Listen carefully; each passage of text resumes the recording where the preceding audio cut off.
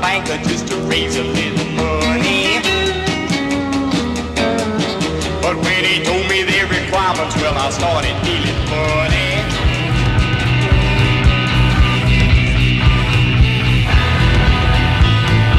Yeah, we are the fall. We are the best.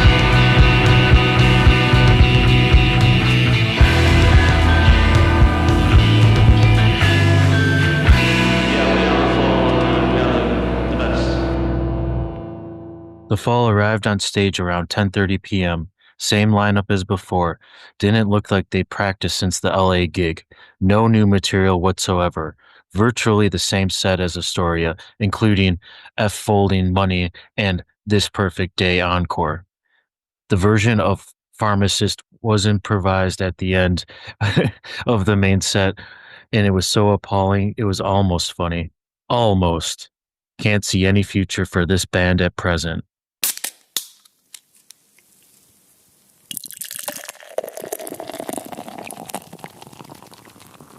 Welcome back to We Are the Fall. I'm Gavin. And I'm Steve. And today we're going to do something a little bit different, and mainly because the Fall was doing something a little bit different at this point in time. And we're talking about 1999's The Marshall Suite.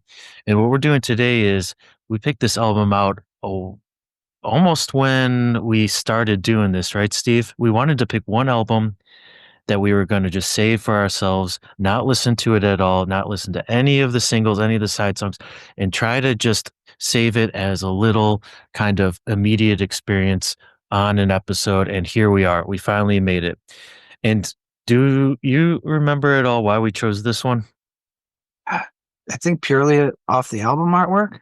Yeah, mainly because the album artwork, and we thought we kind of sussed out that neither of us had listened to this one. And then we looked at the album art and we're like, this is probably a good choice because album art is very, it's not telling us much of anything. And then also come to find out as we're doing, along our journey, we realize this is kind of a big change up for the band. And that's not to say that this has not happened before, but it's almost a major seismic shift when your consummate bass player, Mr. Steve Hanley, is no longer there with you. Carl Burns is gone. Bricks is gone. So like there's a big change up. There's a big shift up. Basically, all we have on this album is Marky Smith and Julia Nagel from the last album and a bunch of new players. So I don't know. How do you feel? What you're expecting. What are you envisioning for what we're going to get ourselves into blind listen wise?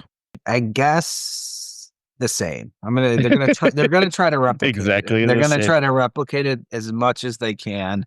Yeah. I don't know anything about the new musicians, so I'm not really sure where or who or who they are. Yeah. Do they have a lot of music background?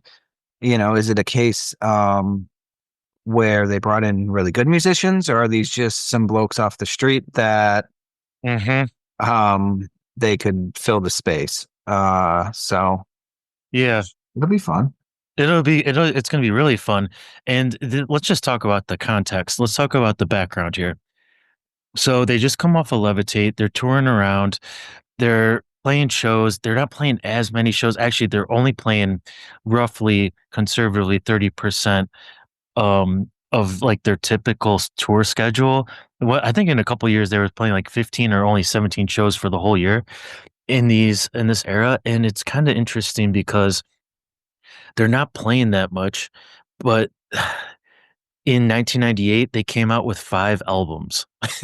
and one of them was an LP, of course. We got, but 3 of them I think were live albums, and one of them was a best of album. So, it's just like, what is going on with the band? And I'm sure I've listened to some of it and there's some good stuff in there, but what is going on with the band when they usually are just pumping out fresh stuff and now they're just passing stuff off and the band is unhappy? Yeah. the dollar bill on the cover of this album might be a sign of what was happening. Yeah. Time to open up that carrier bag and see what you can shake out that can make Mm, some money. Um, yeah. I know Because the first track, Touch Sensitive, was in a Vauxhall automobile advertisement as well. So oh, really? yeah, They got a little placement, a sync. the Vauxhall Corsa advert. Hmm. Um, Is that a cool car? I have never seen it. Let's see. Yeah. Let's see what kind of car this is. So yeah, Mark says at the time, I didn't. It was a bit different when they used touch sensitive for the Vauxhall Corsa advert.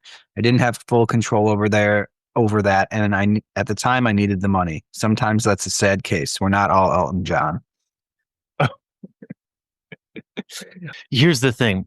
It's because around this time, it makes a lot of sense because around this time, um, the band was hit with like this tax bill, and Mark calls in Simon Wollstonecroft and Steve Hanley into the like a little meeting because they are on the documents that's are basically they are on the the documents that say like fall kind of overseers and those three guys. And Mark's like, mates, we owe 32,000 pounds in like a tax bill.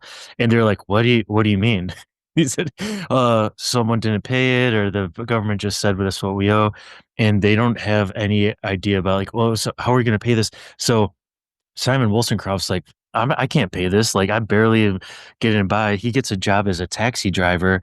And then he just decides, I'm not paying this tax bill. I got to get out. I got to get out of this band. It's like going downhill. He kind of saw the writing on the wall. So Funky Cy is out.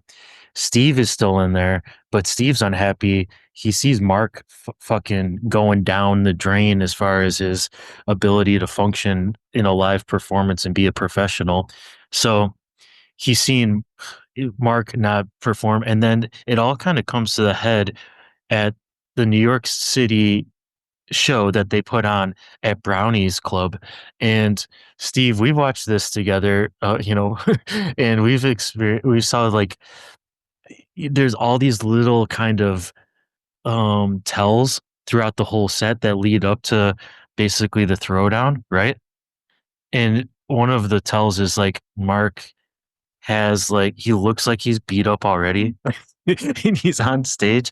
He's throwing drumsticks. He's throwing the microphone across the stage at people's heads. Yeah, Like, whipping yeah, them with the cord. Yeah. yeah, whipping them with the cord, going and messing with their shit, and then Steve's like pushing them away. And then at the end of it, yeah, I mean, he's basically kind of berating the band through the whole thing. And the band is sounding actually surprisingly good. And I think they're extra aggressive because they're pissed off. And then at some point, you know, they're just like, fuck this. Like, see you later. Man. Carl even gets up behind the kid and is just like, man, calling him a cock. And he's like getting all pissed off. And basically it just fucking disintegrates on the stage. The crowd is kind of finding it enjoyable from what I get, but then it falls apart. The band leaves.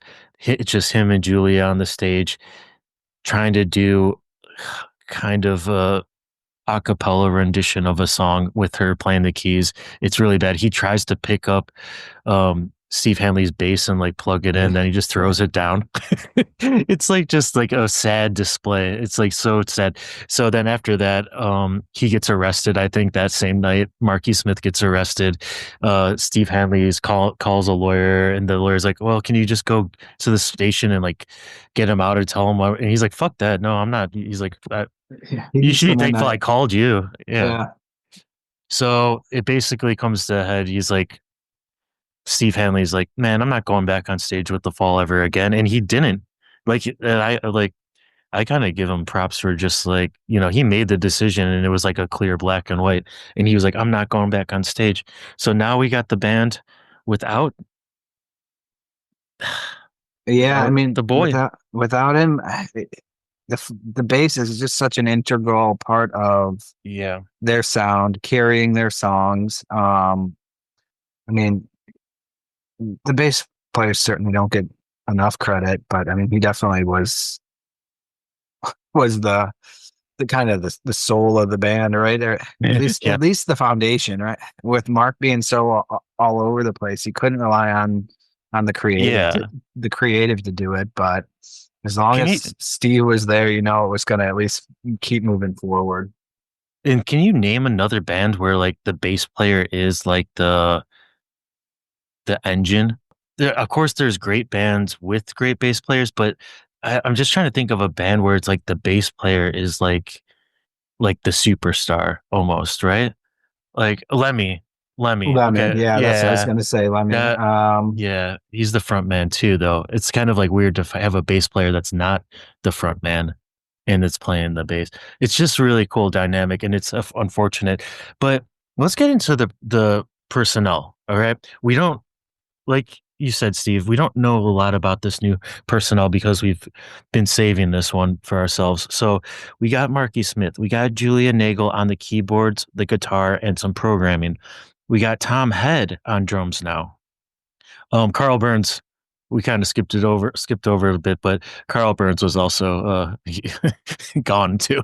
So I mean, which is it's a good story as well if you get into that. Julia, we got Neville Wilding on guitar and vocals, Karen Lethem on bass, and then Adam Hilal on bass, and then also some additional production by I think the producer, yeah, Steve Hitchcock, who doing some string arrangements, co-produced by Steve Hitchcock and Marky Smith.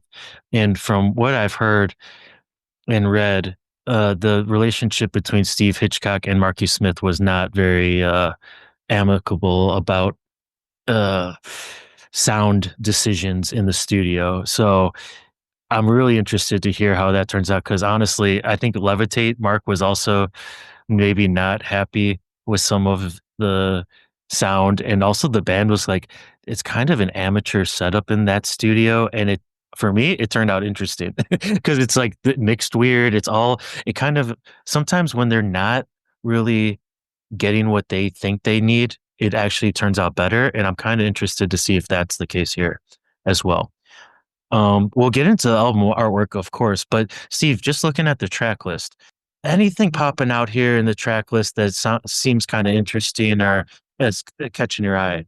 A lot of symbols in this one. Yeah, there is dashes Dashes, plus periods, plus the weird punctuation. pound, yeah, punctuation, pound sign, Yeah, Jung Nev's anecdotes. That looks. I can't wait to find out who Jung Nev is. yeah. Always a interesting when there's a new character involved. hmm There's the one that catches my eye is the one that I assume is actually, I'm pretty sure it's a cover and it's This Perfect Day. I assume the Saints song because I'm just like looking for the cover. Honestly, I'm like, because all the rest of them seem right. I mean, the birthday song, that might be a cover of the birthday song. Well, we're going to find out. We're going to find out. But all the other tracks look like they are Well, originals. no, the second one, F Old and Money, is a Oh, okay. That's another one too. is Blake. I don't know hmm who Blake is, but Okay. Cool. So we're gonna see a couple covers, which we're not surprised about. Um, let's just tear this baby open and let's get into this. This was released in April 19th, 1999. It was recorded in Battery Studios in London in late 1998. It came out on Artful Records, which I think was a imprint of Permanent Records, but I'm not positive. So let's get into it, Steve. What is the first track from the Marshall Suite? we have a touch sensitive.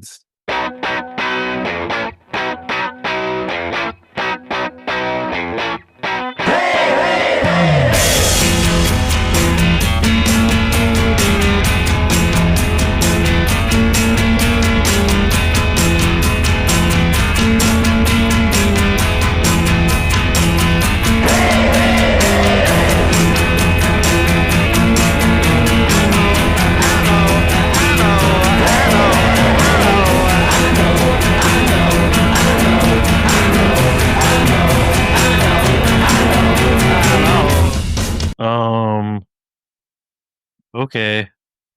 Uh, I was not expecting a string arrangement at No, the end. Yeah, at that was the weird. end of that.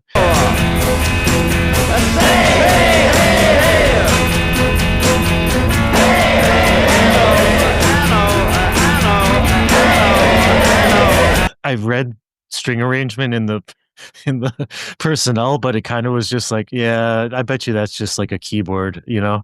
I wasn't expecting actual strings on a fall album ever, and that's kind of interesting. Yeah, I mean, call and response with the whole band. That's a little new. That usually wasn't all of them doing it. But good to get them all in front of the mic early, I guess. It's a big Um, sound. big sound, lot going on. Sounded kind of washed out. I don't know if that's just Hmm. the version I was listening to, but I heard that. yeah, It's weird because the backing vocals got louder than Marky Smith. Honestly, I wasn't expecting it to be so upbeat. Even though the lyrics are not upbeat, they're really kind of dark and like down on your luck kind of stuff. Drunk old men and you know people getting uh a police cars rolling up that are from Star Wars, which is weird. And then living in a porn shop. yeah, Yeah. pawn shop, hard down at the pawn shop lately. Yeah, I Oh, is mean, it pawn shop? I thought it was porn shop. And I yeah. also read porn shop on fall.org, but yeah. Annotated as pawn. Huh. Yeah, it was good. I don't, it was way, yeah, like I said, way more upbeat than we've been getting. Um, see where it goes from here. Let's I guess Julia. that's Julia yeah. says that touch sensitive was from the synthesizer setting for touch sensitivity.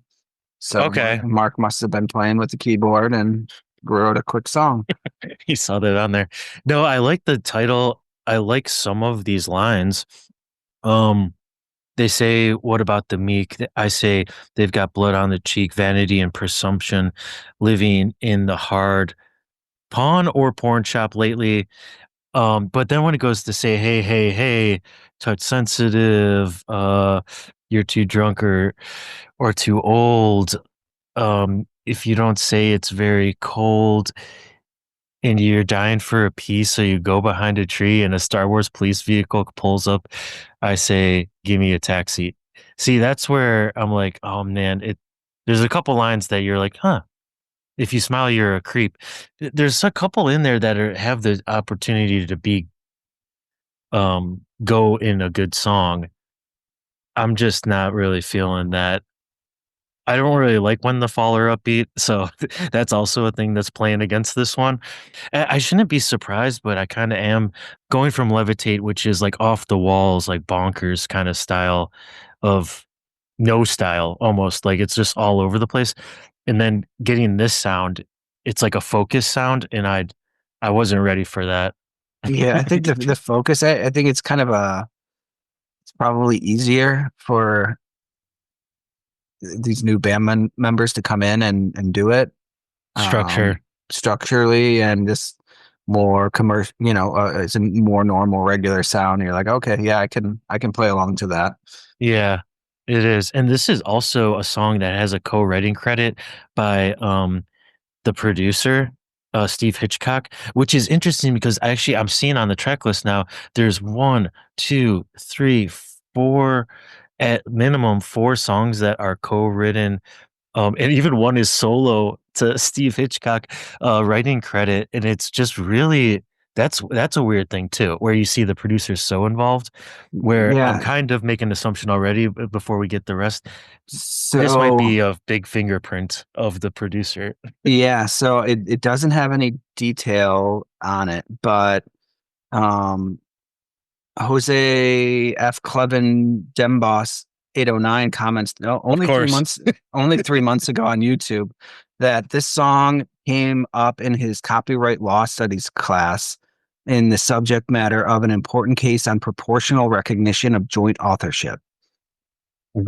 So But there's no detail after no, that. he didn't. Okay. Yeah, It just came a up. couple people asked for like why or whatever, and he didn't respond, and I didn't Uh, have the time to Google it yet. my But yeah, professor is just a fall fan. So we just talked about it. I mean, my guess is, like you said, if he didn't have a good relationship with Hitchcock, Yeah. he's like, my name better be behind every single thing that I Mm-hmm. put my fingers on. Like, I'm Mm-hmm. not playing this Marquis Smith game. You write down whatever names you feel like. Like, these are mine. These Oh, are mine. yes. Like, I worked on Yeah. these songs. I get credit, especially if you're gonna. I think we should probably Okay. Yeah. Let's watch the car this. commercial. Yeah. Let's watch this car commercial for the Vauxhall Corsa automobile that the Fall um basically allowed their song to be played in. Let's give this a listen. 40, 50, 60.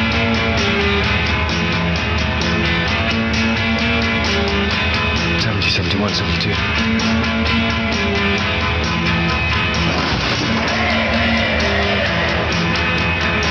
Ooh, it's a sneaky little car. You don't hide anywhere.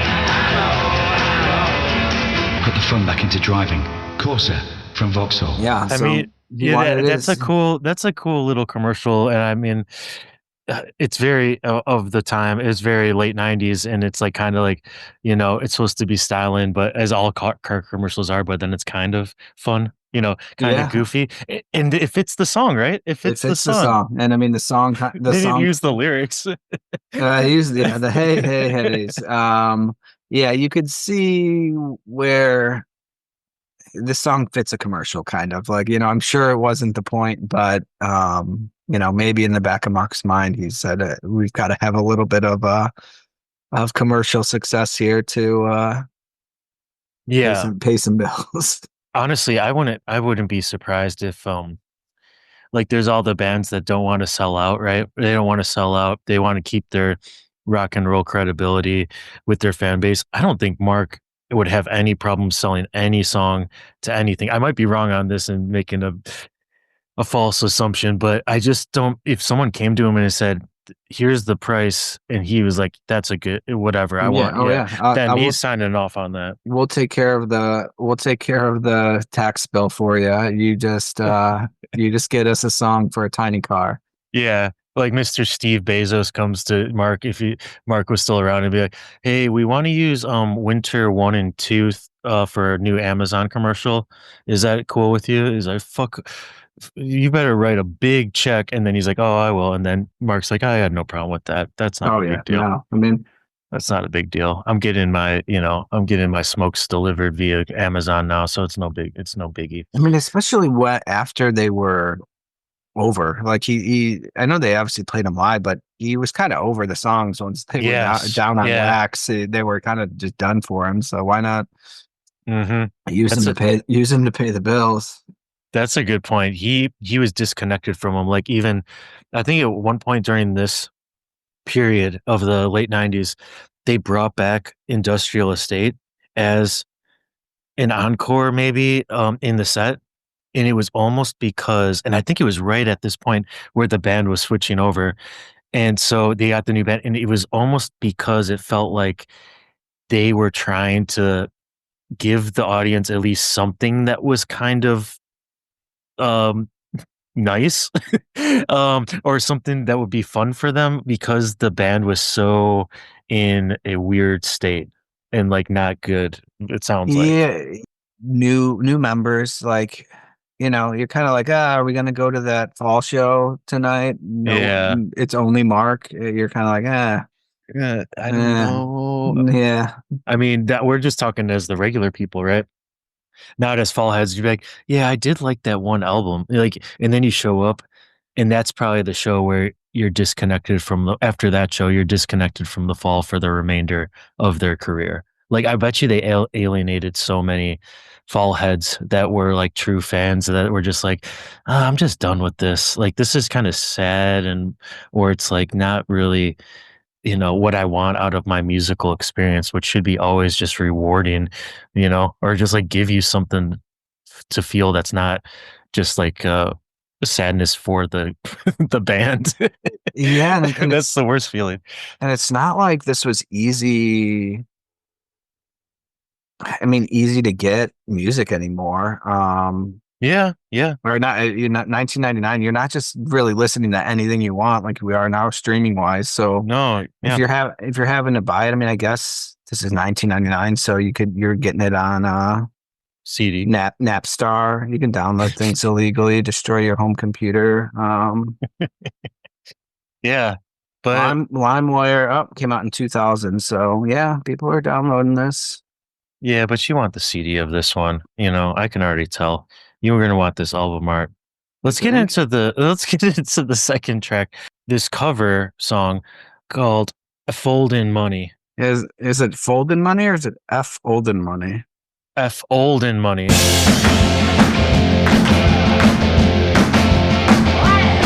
I went to the bank just to get a little money. When he told me the requirements, I started feeling funny. They said, you ain't got a house, you ain't got a plot, I ain't got a window and I ain't got a job. But it takes a lot of blue back to satisfy my honey. If I could get my hands on some folding money.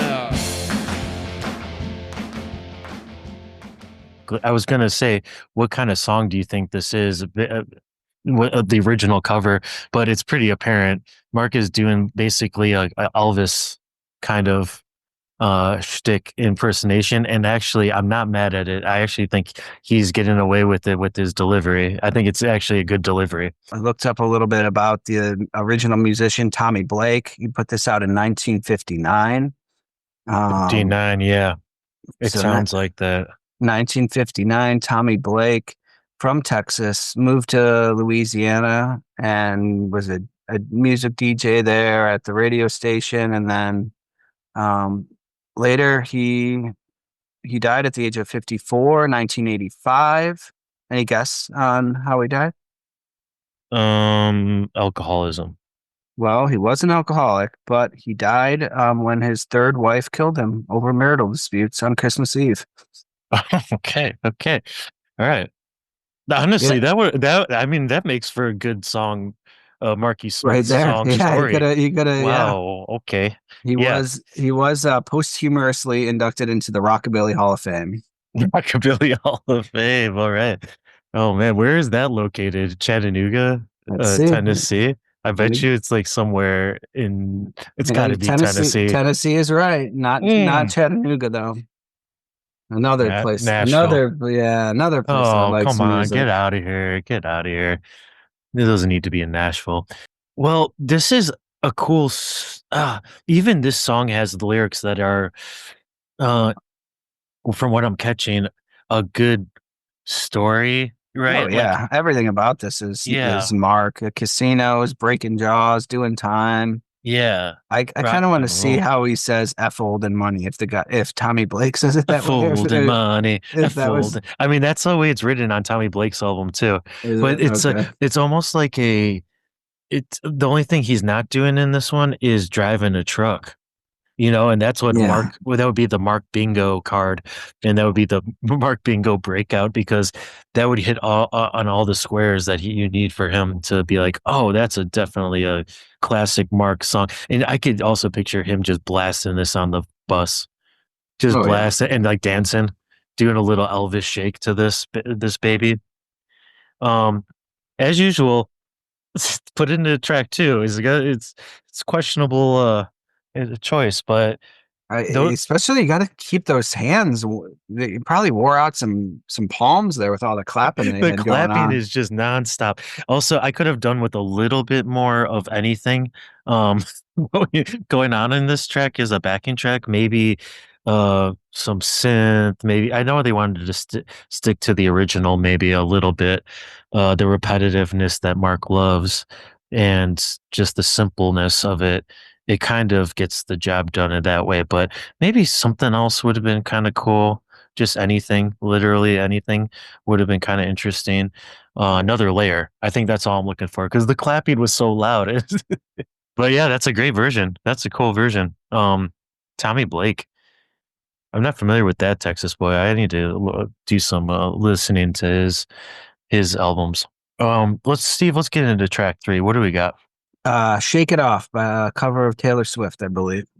Okay. Sorry, just Shake Off. Shake It Off. I don't want to get us banned, but I don't think you're allowed to say Taylor Swift anywhere. No, I don't think so. Not Taylor Swift, Taylor F. Swift. Taylor Edward Swift.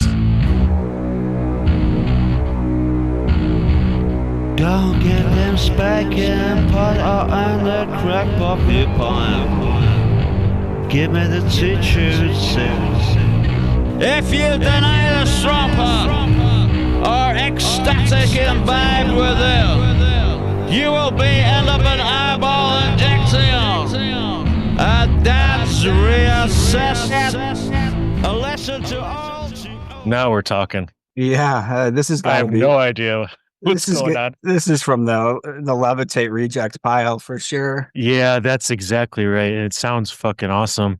I like where it's going. It's like starting with the weird, dark, ominous preacher Marky Smith, which is great, and then into the breakbeat. Wow.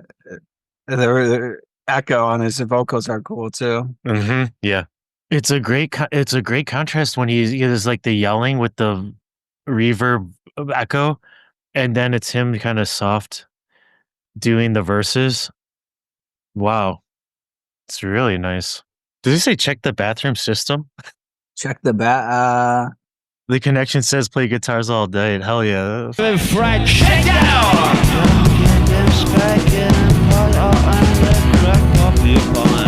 Shake down! Give me the teacher's sound. Shake down! And then he's talking about I thought he was saying microplastics, which would be like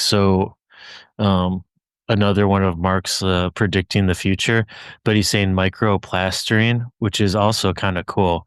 Like I picture some sort of artisan like making some sort of small little figurines or something like that, like microplasters like that. But then what is going on in the rest of this, Mr. Strong Pot? People smoking strong pot, but then or all their crackpot views deny the strong pot, microplastering, the wife is giving fright, shakedown, don't give him a spike nerd or a pot in the crack point viewpoints. What? This is good.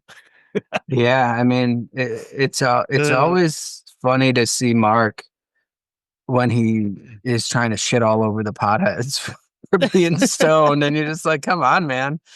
Where's the kettle's right over there, bud. Man, this is kind of where this is kind of like we're not giving it the due diligence that we usually do because we're just experiencing it the first time. And this one requires multiple listens easily. Yeah, I feel like I missed so much and I was listening so hard. Yeah, I mean the music is so big, and then the lyrics are actually fantastic. So you're just kind of like, what? Yeah, it takes a lot of listens to blend them together till you kind of get it. I just want to read the full lyrics because he says, "You will end up in eyeball injecting." Yeah, a dad's reassessed, a lesson to all to over. Give me the fright. That is really, it's almost has like a rave techno kind of feel, dance. Yeah, track. it definitely has that influence from his other, enmeshed bands that he's worked with. Yeah, it does. And this one is written by Smith, Hitchcock, and Lethem and Head. So you got the rhythm section on this one. Eyeball injecting with domestos, which is a bleach product, or household butane chemicals that contain. Wow. Yeah. So yeah, Mark told Pitchfork in an interview about it. When he decries the deadly weed, he's basically said, well, it's basically kind of asking about, are you complaining of gateway drugs, like sort of deal? He says, well, it's there. I can't be objective about it, but it's there, isn't it? It is, because there's a lot of skunk damage in Manchester. I'll tell you that. Skunk damage? Yeah, skunk, the weed. Yeah. Did you see skunk damage though? Yeah, there's a lot of damage there. How do you mean damage? Well, I've got a lot of young mates, and the skunk is like 30 times more powerful, isn't it? I'm not a pothead, you see, so I don't fucking know about it. I'm just commenting on it. It's weird, that thread though. Oh, He's okay. He was he's worried about the potency the of the potency of pot. it. It's getting better. And it's not all stems and seeds anymore. So Mark's worried about his young mates. But it's weird coming from a guy like Marky Smith that he's worried about it becoming more potent when basically his entire life he's been going for the more potent everything, you know. Yes. Yeah, right. Like Yeah. if you told them, oh, here's some better speed here Yeah, in yeah, 1999. Hey, Mark, why don't you try this Adderall? Try this Ritalin, see how you like it. Oh, yeah, this yeah. is way better than what I've been dealing with. I think if he was still around, really, he would have become like the most, and he was in a better health state, obviously, than the end of his life. He would have been probably a huge pothead. I feel like he would have gotten real into that, gone out to his garden, chilled out in the garden, read some books out there, smoked a bunch of joints, and just enjoyed that because he didn't know that there's kind of upper weed, there's kind of I think he just thought it was like a downer where he was going to lose energy, and maybe that's how it affected him too, or maybe extreme paranoia. He already had Yeah, I was paranoia gonna and cheap shit say room, and he went extreme. when you're teetering on the edge of speed psychosis, Yeah, throwing in other substances isn't the greatest. yeah. He might have had to make a clean break, but that was wow. Okay, that was Yeah. Shake Off. That was great. That was really great. Let's get into the next track, which is a Smith and the Wilson brothers co-written track, and this song's called Bound.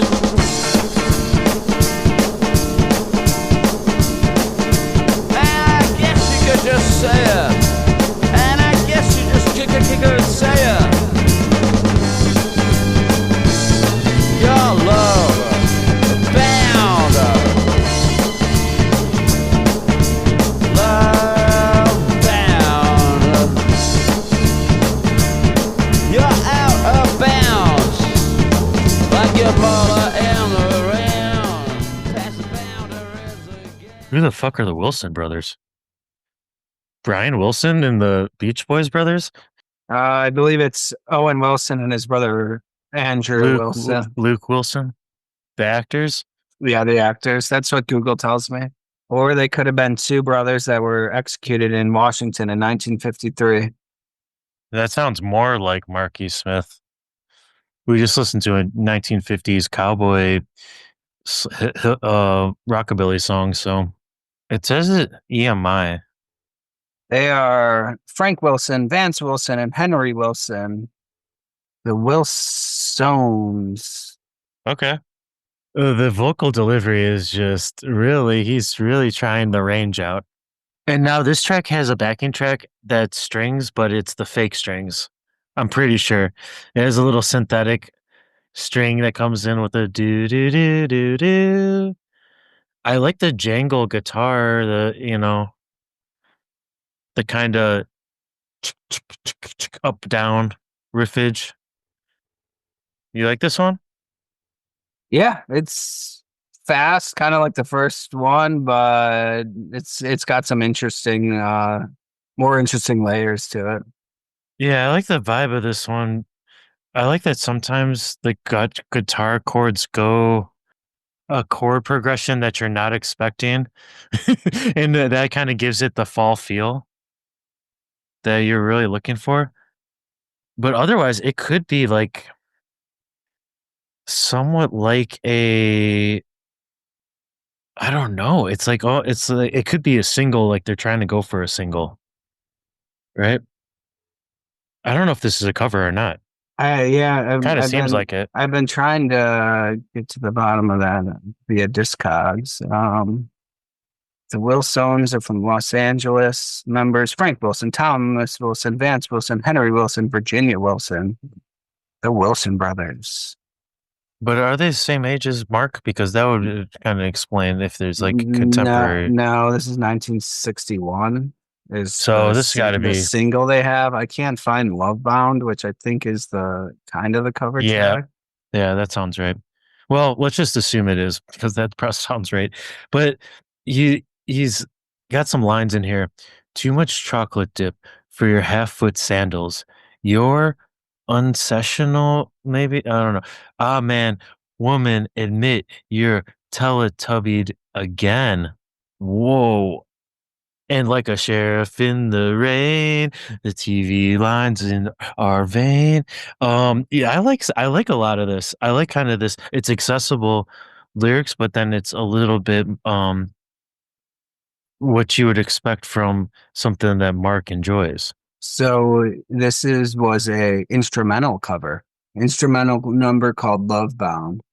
So he added the words. That's why he got the Smith. Yeah, exactly. That's why he put his name first. It says the Audio Arts is the band name. So I think it's still the Wilsons. They might have had a couple of aliases, I guess, but All right. pretty sure this Wilson band is the Okay. Yeah. Okay, that's interesting because now we're about to go into I'm assuming another cover. Let's just listen to it. And this would be interesting because we're basically front loading this first side with a bunch of non-fall songs, which not also not very surprised by. But let's give a listen to This Perfect Day.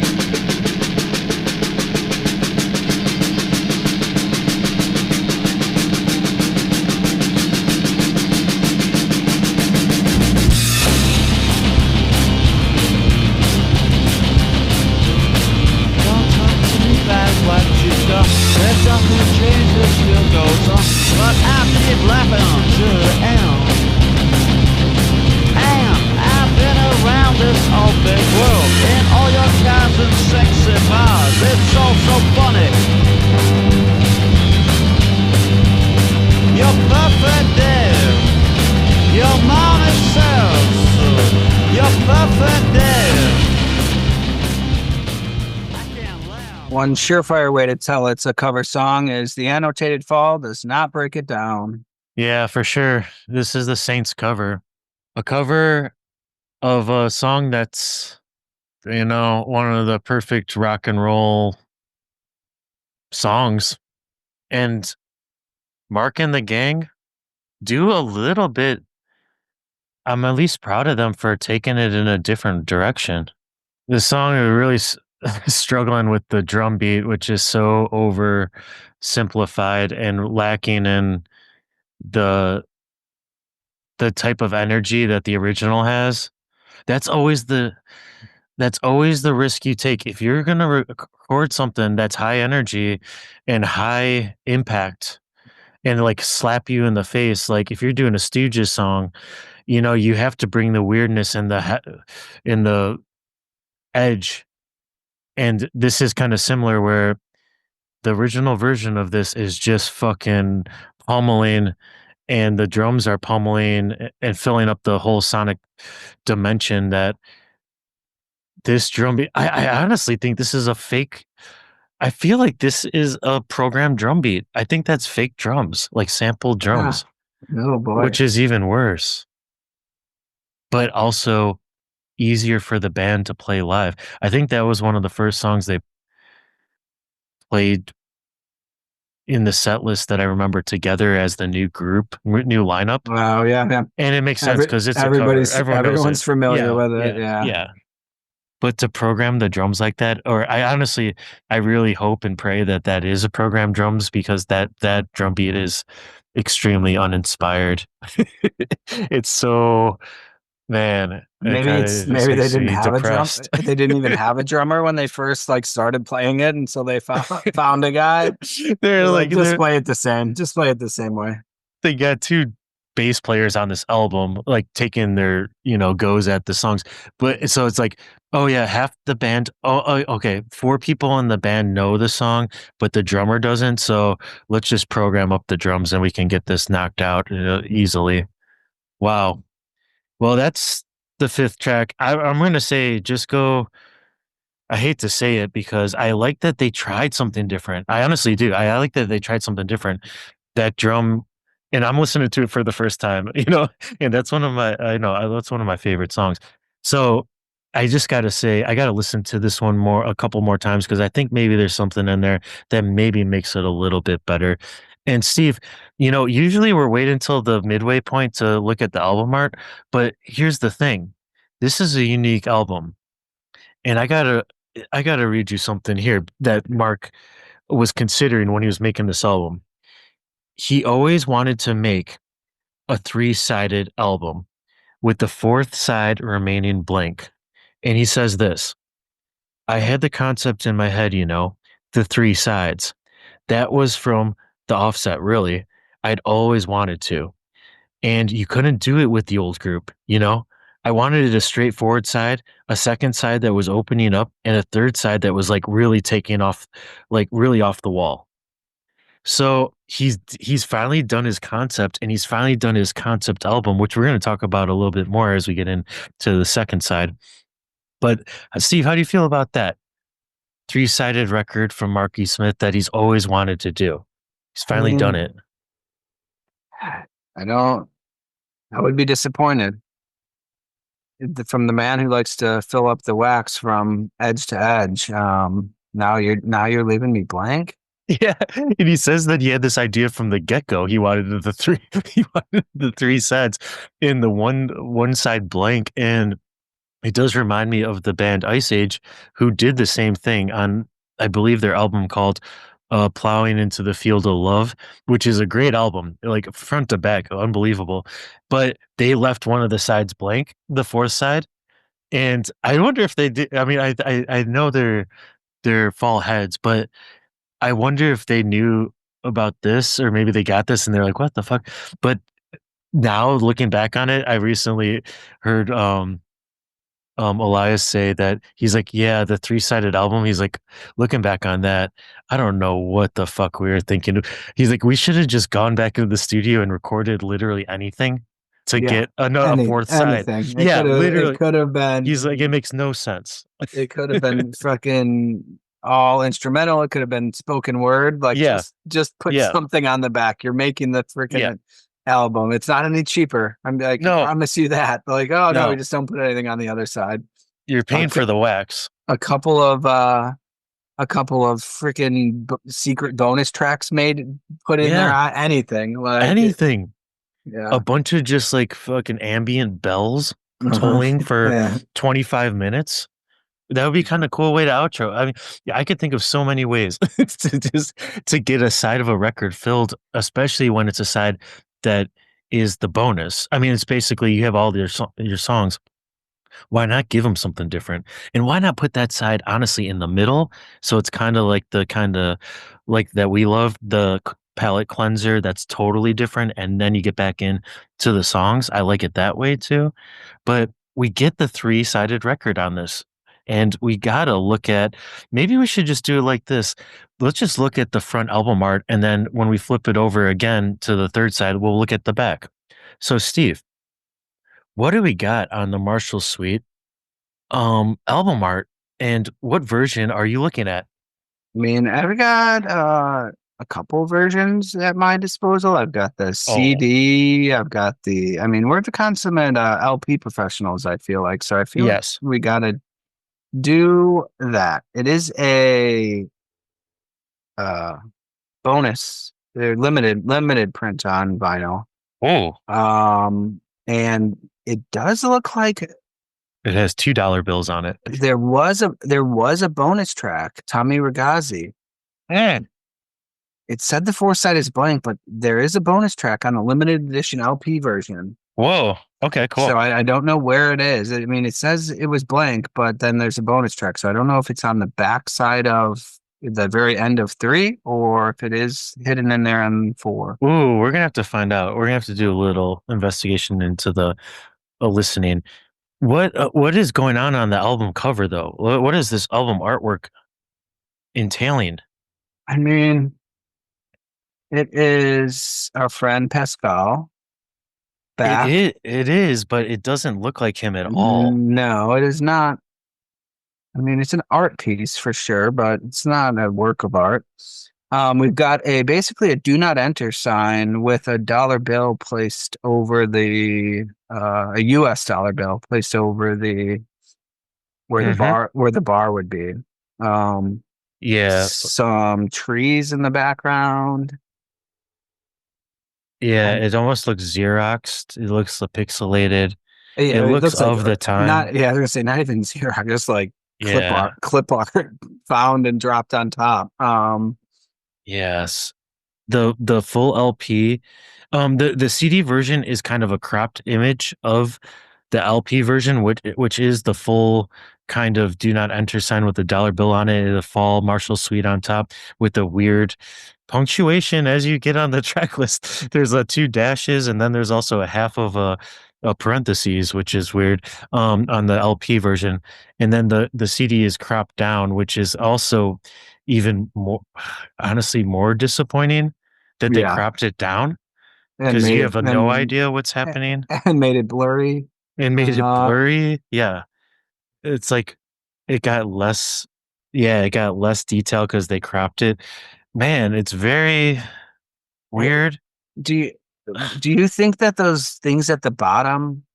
Yeah, so there's some images at the bottom that looks like I'm going to say a record player maybe, but it also looks like just the.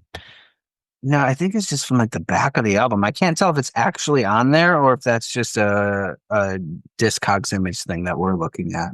Honestly, if you look at, we didn't want to get to the back of the album, but if you look at the back of the album, might as well. Let's just knock this out, because you look at the back of the album, it's just kind of a collage of the exact same image, just flipped the contrast and then flipped it like the coloring, and then they're just laid over each other in a weird collage that you. Yeah, it's basically really like what they were pulling from to make the front cover. Like I think it's all the same. I think it's the exact same image. They flipped it on its side. Maybe, yeah. But then the dollar bill's not in the circle. It's at the bottom. It looks like Pascal is just learning how to use a computer, and this was his like palette to pull from. He's like, I'll pull the dollar bill and put it in the middle. Yeah, we love Pascal, but this is kind of the reason why we chose this album, because we knew there's something weird about this album, and it starts with the visual. So let's get on to side B, Steve. Let's get on to side B. Let's get out of here. We got 3 sides. We got to get on to side B. Let's get into track 6. This is the one I've been waiting for. Jung Nev's Antidotes.